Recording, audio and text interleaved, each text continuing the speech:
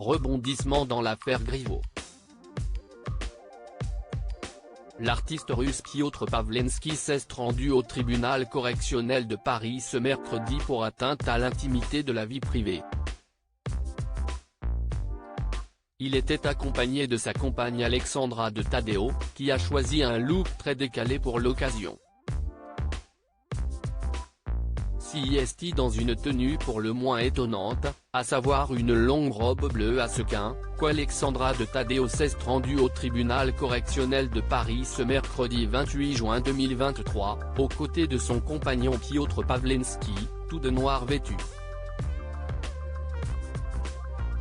Une information rapportée par l'AFP, qui rappelle que l'artiste russe de 39 ans et l'étudiante française de 32 ans comparaissaient pour avoir enregistré et publié, sans le consentement de Benjamin Griveaux, des vidéos à caractère sexuel qui ont entraîné sa démission à la campagne municipale et provoqué un scandale politique en février 2020. L'art contemporain détruit les zones de confort, a notamment déclaré Piotr Pawlenski, ajoutant que la liberté artistique devait être la plus grande valeur, avant de rentrer dans la salle d'audience remplie de journalistes et de public.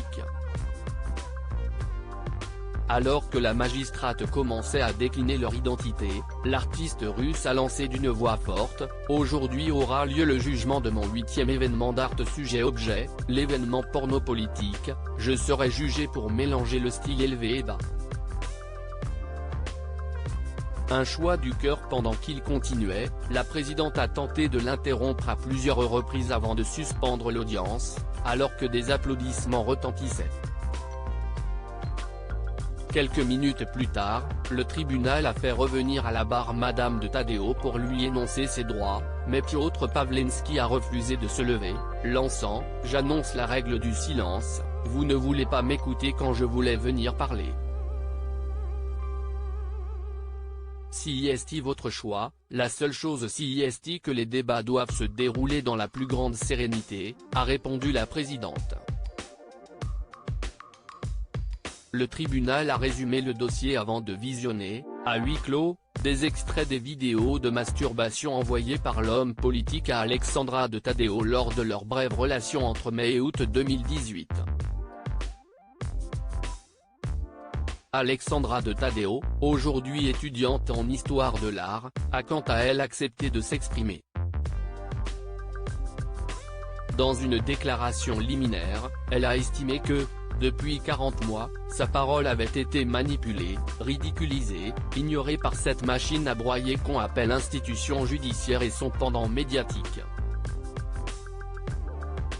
L'étudiante a déclaré avoir tout exprimé dans son roman autobiographique intitulé L'amour, qu'elle portait d'ailleurs à la main, ajoutant qu'elle n'avait à aucun moment voulu piéger Benjamin Griveaux.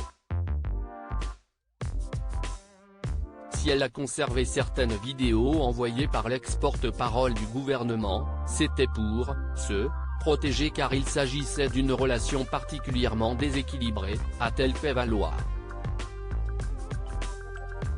Les juges d'instruction ont conclu à son application directe dans la publication des vidéos, mais Alexandra de Taddeo a maintenu que Piotr Pawlenski l'avait fait à son insu. Lors de la révélation, ma première réaction a été de paniquer, venant d'un milieu plutôt conservateur, machiste et assez fermé à l'art, a-t-elle assuré, affirmant avoir dû faire un choix du cœur. Aujourd'hui, je le vois comme une évolution dans toute la séquence artistique des événements de Piotr, a-t-elle expliqué. Je pense qu'en réalité on parle beaucoup de droit à la vie privée depuis le début de cette procédure, mais il y a aussi le droit à la liberté artistique, a-t-elle défendu, disant soutenir son compagnon, un très grand artiste contemporain.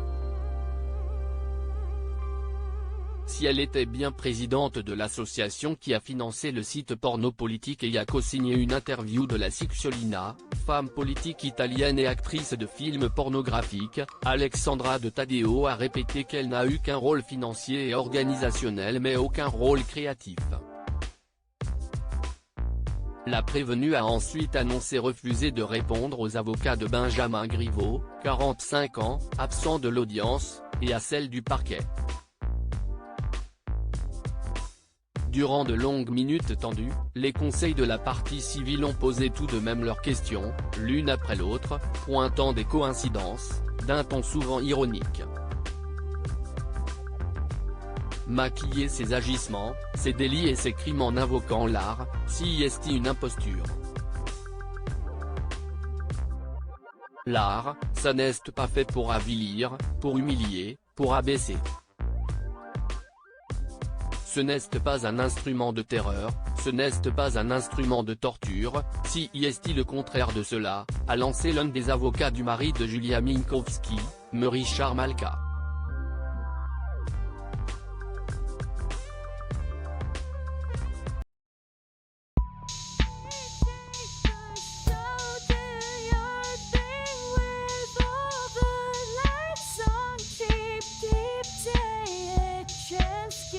Keep taking a chance, you can